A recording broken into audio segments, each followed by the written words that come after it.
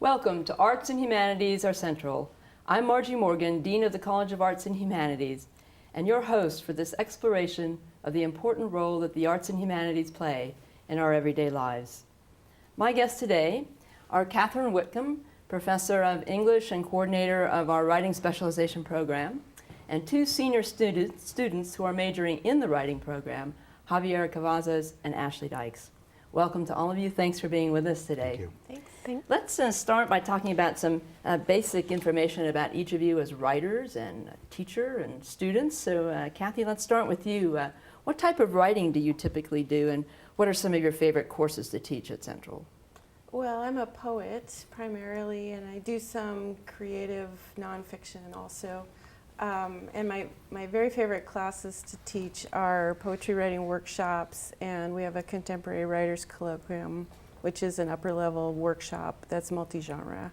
Well, what does it mean, a workshop, a writer's workshop? What do you do in a writer's workshop? Well, workshop is a format where the students all contribute new work that all of them read, and they bring it in for group discussion. The course time is mostly spent on group discussion. So they read each other's work, and they critique each other, and then do they rewrite frequently during the course? They rewrite frequently. That's one of the main goals of the workshop, is to give each other suggestions on the best ways to revise work. Great. And you have published several books as a poet? Yep, my most recent book is a chapbook called Lamp of Letters, and that just won the Floating Bridge Chapbook Award, the 2009 Floating Bridge Chapbook Award. Congratulations. Thanks. Great. And your first book was? Well, my first book was Saints of South Dakota and Other Poems that won the Blue Stem Award from Blue Stem Press in 2000. Great. And are you working on a new book of poems? Yeah, I am. I'm on sabbatical in the fall and winter, and that's one of my main projects, is a new manuscript. Right. Oh, wonderful. So we'll look forward to that. We'll have to have another show when that comes out. Thanks. Javier, you're a senior. You're going to graduate this year. Tell us why you came to Central. Well, Dr. Bobby Cummings brought me actually to the campus through her Central Washington Writing Project. And it was there that she was telling me about Joseph Powell. And so I met Joe Powell, and I would share poems with him. I wasn't a student yet, but I was hanging around the college. So I would show him poems and talk to him. And then a couple summers went by, and he saw me, he grabbed me, he said, "Listen, we just hired this fantastic writer, and we want you to come and get into this." And you know, Dr. Cummings was always encouraging me as well. "You got to get into this program, you can do this." And then I was introduced to Katharine, and when I read her poetry, I just knew that this was the school that I wanted to study and receive my undergraduate education. And now I'm going to be going on to graduate school at Iowa State University. And Joe Powell's a professor in the writing program. Yeah, Joe Powell is a writing specialization major and English department faculty as well. And what are you going to do when you graduate? Well, win the Pulitzer. Good for you. Nice, modest goal. It's ambitious. And it's good to be ambitious. Yeah. That's great. And I would like to go into teaching, so I'm gonna. I've been offered a TA-ship, a full ride scholarship to Iowa State University for the MFA program there, and it's a 3-year program. And as soon as that's done, I'll be applying for fellowships or jobs, just depending on what the market is. But immediately in the future, what I'm doing is I'm actually going to be going to the Gulf Coast here in about a month. And I'm going to spend 4 days there, Pensacola and Louisiana and Alabama. And I want to write about what's going on right now in the Gulf states and the tragic environmental impact that's going on right now. Poetry, creative writing? Poetry, yeah. I'm going to write a series of poems about the impact. And I just want to go there and be there. So I'm going to be there mid-July for a few days. Great. Yeah. Thank you. Ashley, why did you come to Central? Well, I started school in 2002 before the writing specialization major had come into fruition. I think maybe that was when you had started, but I started school then, and I took a break to have kids and start a family. And when I came back, there was a writing specialization major. So I decided, okay, this is it. I'm going to finish. I'm going to do this program. I came for the program, I really did. And I've really just enjoyed just kind of the process, and Javier talked about the faculty, and they've all been really great and getting me the best kind of writing experience that I can. And so I plan on going to law school, maybe, probably. Really gonna get those applications in. Great. this Well, those fall. writing skills ought to help you. Yeah. It's key. And I hear you can't pass a bar exam unless you can write. So, good. Good. But I'm looking forward to that kind of next step. Well, you both came here for this program and its faculty, so let's talk a little bit about the writing specialization program. It's a relatively new program, correct? It's about 5 years old now. The groundwork for the program was already in place when I was hired, and one of the main reasons they asked me to come to Central was to work on the development of the program. And what year did you come? 2004. 2004. And how would you describe the program? Well, briefly? it's a unique program. It's a program that combines instruction in creative writing and professional writing, and it's an interdepartmental program. And we have structured it so that the students take literature classes, writing elective courses in 5 different departments, and they also are required to do 2 credits of a practicum. And what departments are involved? You say interdepartmental. What are the key Yeah, well, departments? English, obviously. English, communication, business administration, law and justice, IT. IT. That's Information technology. information technology and theater are the main departments. That, so law and justice would be legal writing? Yeah. And business administration would be business-oriented writing? Yeah, but report writing. When Ashley was talking about her goal for law school, we find that students who take courses in law and justice, get a law and justice minor, and combine it with a writing specialization are really well prepared for applying for law school. And how have you gone through the program? Mostly creative writing, creative and professional? How have you balanced these choices? Sure. Well, the program for me has been very special because I don't think that if the program wasn't in existence, I don't think I would have been able to successfully finish my undergraduate degree here because it would have been all literature heavy. So for me, it was a lot of workshops. We take workshops on contemporary writers, and with the way the course or the program's designed, we're allowed to retake the workshop, but it's always with new contemporary writers.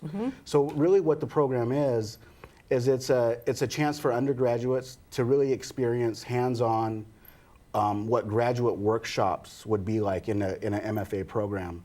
And so what it did is it allowed myself and other students to really work on their craft of writing. And so, you know, when you apply for MFA programs into graduate programs, the whole strength of your application is solely on the writing. You know, I mean, I finished in the bottom 10% nationally of all GRE scores for this year's class. But because of the strength of the writing, my writing, I finished in the top 3% of 1,100 applications at the University of Michigan, arguably the #1 writing program in the country. So it's a real, and that's a real testament to Kathy. It's a testament to you and the program. Yeah, and to both. Joe. I haven't taken any classes with Lisa Norris, but I've read her work and I'm a fan of her work. So I mean, I've learned just from her nonfiction, and we're just really lucky to have this type of faculty here at Central Washington University. That's great. Ashley, how about you? What's your, I've taken your balance of courses? In all the departments that are offered, I've taken classes. I've done both professional writing courses and creative writing courses because I love to write poetry and creative nonfiction. I feel passionate about it, but I'm really interested in a lot of the professional writing classes too. And so I took the business course, the report writing, and all kinds of other, I took a communications course, and Good. I really enjoyed being able to get that diverse experience. sort of You experience. even took writing for children's I theater took writing for class. children's theater, and I think it was one of my favorites. It was just really great. Good for you. What it was about that class is we wrote in groups. We didn't write individual projects. We did a group writing project, and that was such a different experience for me. But all of the departments offered something really different. So what I'm graduating with is a lot of different skills. I feel confident that I can apply for a job in any kind of situation and have the skills. communication and writing skills that I need to succeed at it. Great. So, Well, it strikes me that one of the real benefits of the program is this practicum, where students actually get professional experience, right, as part of their coursework. And it's my understanding that there are a number of different opportunities to do a practicum, and one of them is a literary journal that we produce in the English department. Is that correct? Right. Can you tell us a little? Monastache. Monastache? Yeah, Monastache is a student-run literary magazine, and we produce that in the English department through 2 courses. One in literary editing, where the students taking the class look through all of the submissions from the entire student body. And how many submissions do you? Well, this year we had, we broke our records, and we had over 340 different submissions That's just of individual That's great. individual pieces of creative writing. And those students in that literary editing class also choose the artwork for the cover and for the interior. And this year we had over 100 different submissions of artwork as well. So the literary editing students vote on the content, which pieces are going to be included in this year's issue, choose the artwork, put those pieces in order, and create all of the internal copy for the magazine.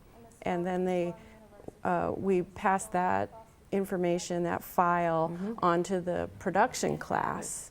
And those students, it's a separate class, and they, through Adobe InDesign, work on the layout for the magazine, and they have a contest, a design contest in the class between all the students for the font, the motifs, the number of pages, the layout, all of the structure of the magazine, and they get bids and get the magazine produced. And have you been involved in that, both of you? Yes, Yeah. we both worked on it. I've worked on the Monastache 3 years, and I'm not sure how many. I did too. Yeah, Cheers. the most recent 2 years. Great. Yeah. It's a lot of reading. And then in one of the classes too, in the publishing class, Joe Powell last year allowed us as students to kind of through like a practicum also allowed us to work on the poet and professor of Central Washington University, Judy Kleck's collection of poetry, which was an honor. There was 3 of us students that were selected to work on her collection of poems and organize it and kind of put it together the way we were supposed to put together the Monastache also. And I felt such an honor and a privilege to be able to work on a faculty's collection of work at such a high caliber of writing that Judy Kleck does write. So, And then there's other opportunities like working for the newspaper, The Observer, doing an internship, or the Writing Center. I just think that's a wonderful aspect of the program to get this professional experience. So, speaking of practical experience, could we have you each read a poem? We may only have time for one poem each. Sure, sure. Who would like, Ashley, would you like to start? I will start, sure. Reading us one of your poems. Which one would you like to? I'll read Bedtime Story. Bedtime Story, okay. This is a poem inspired by the rituals that go on at my house at night with my kids. And it's Bedtime Story for Jordan. So be a giraffe with a long purple tongue, or the moon, gravityless and glowing, I dare you. Or let me read you stories about cabbages and kings and sharp-shelled trash poems with perfect rhyme. For now, pretend you are row, row, row boating to Harold's drawn Cirque du Soleil. Remember, you are still small, still soft wax with spongy bones, bobbed hair, square hips, and grass-stained pants. Your shape changes with gentle nudges, so if you are clay, then what am I? A sculptor, hands miry with misshapen guilt, or a porous musician playing a pharynx flute? Never mind my questions.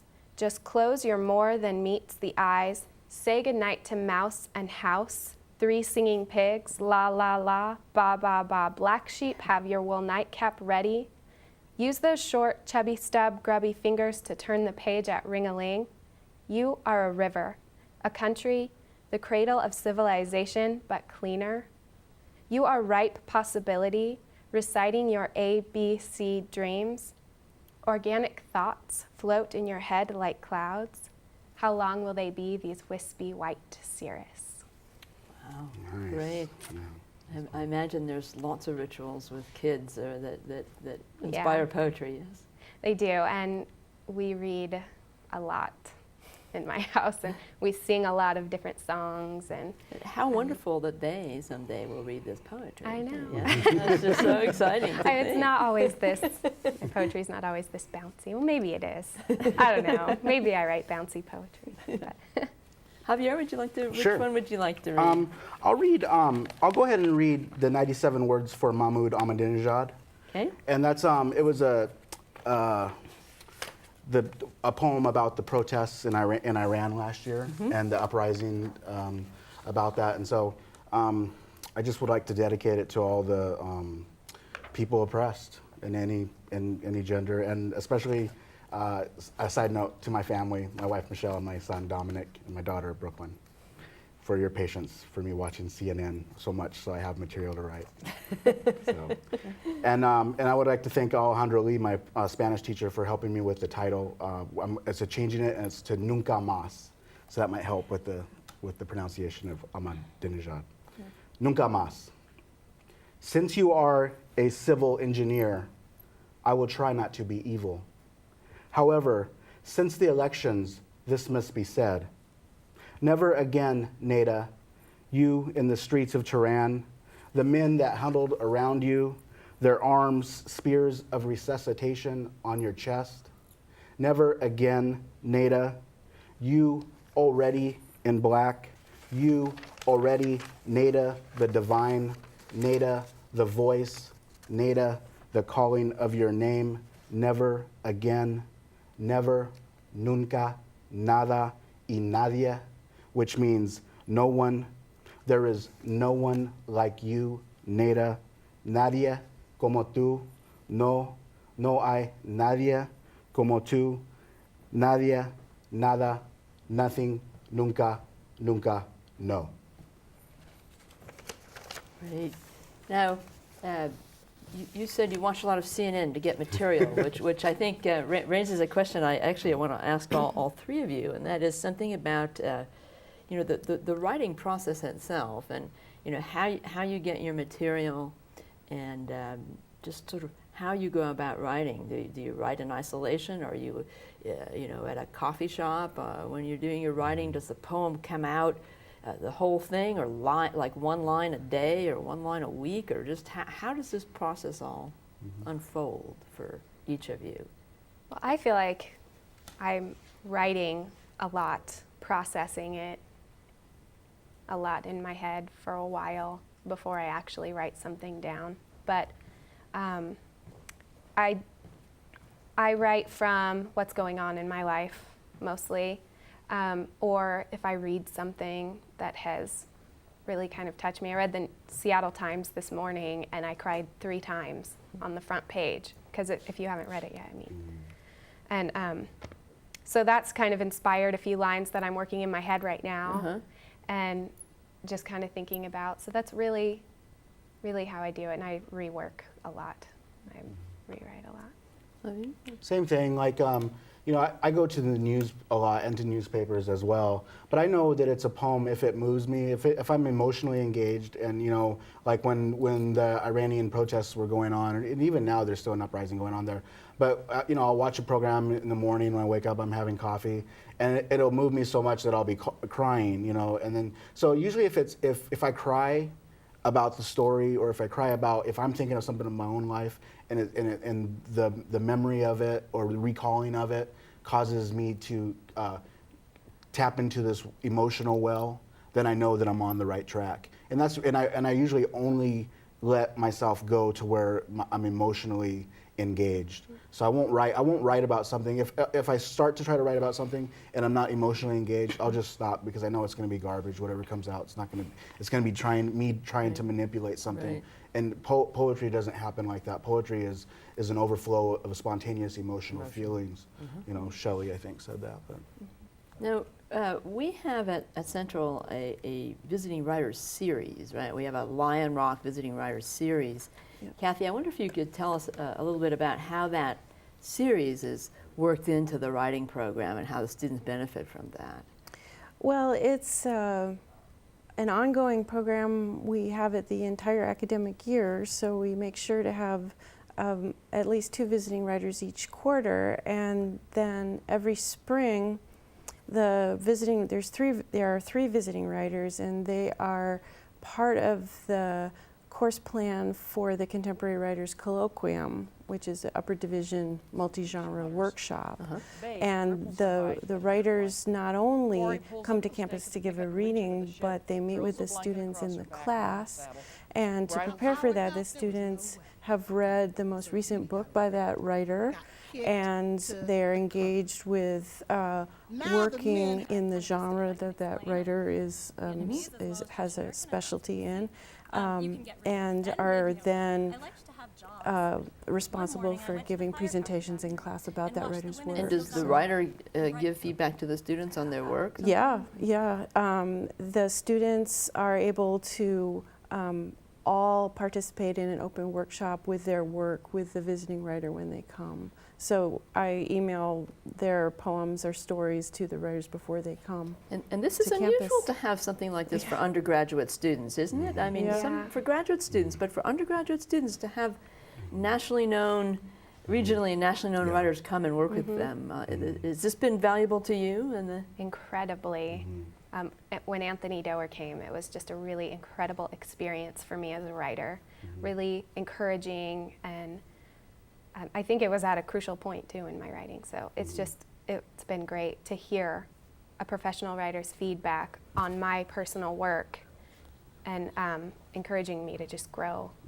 It's a great class. It's a great experience. It's a real MFA model. I mean, it really is, and we're lucky because Kathy got here. She got here, I think, right from a Providence fellowship, and then also she was a Stegner Fellow, which is at Stanford University. It's one of the most prestigious fellowships you can have. And the way they run their workshop there, it was almost like it was just lifted up, and she graciously brought it to Central Washington University and sat it down on us, and we've been able to live in that model and kind of go in and enter. And the level of writers that the Lions Rock writing series has brought, I mean, it's the top-notch writers of the country, not just of the state, not of the region, but of the country. And I've noticed from going to the public readings that they've become standing room only, and when we do them in group center, which is exciting to see. It's not just the university, but the community people who are coming too, and they've become very, very popular. Oh, yeah, absolutely. That's great. We don't have a lot of time left. I wonder if you could leave us with a thought about whether there's value in specializing in this program, even if you don't want to become a writer. What's the value of experiencing a writing program like this, do you think? Well, I hear that lawyers write a lot, but I'm not going to be considered a writer, and just more effective communication in my daily life. And really, it's opened up a window of creative opportunity for me. So. Yeah, and just with that, English is the international language, and so even by developing our ability to communicate our craft and to express emotion, like rhetoricians do, and that's all throughout the whole course component. And so it allows us to move into any field. I mean, I feel, even though I know I'm going into writing, I'd feel I would be successful in any area I went into that didn't mainly have writing as the main component. I think there's a big market for people who know how to write for particular audiences and know the format and know the way to craft their writing for whatever job that they have at hand, and that's what our program prepares them to do. That's great. So that diversity, that interdepartmental, where you're learning about writing from different perspectives is And for different audiences, for different purposes. For different audiences is a really special aspect about the program. Well, it's very exciting to hear about the program from the point of view of students who are actually in it. I think that's so exciting. So I want to thank you all. I think we're out of time. Thank you for being with us here, and thank you for tuning in to Arts and Humanities Are Central. We'll see you next time.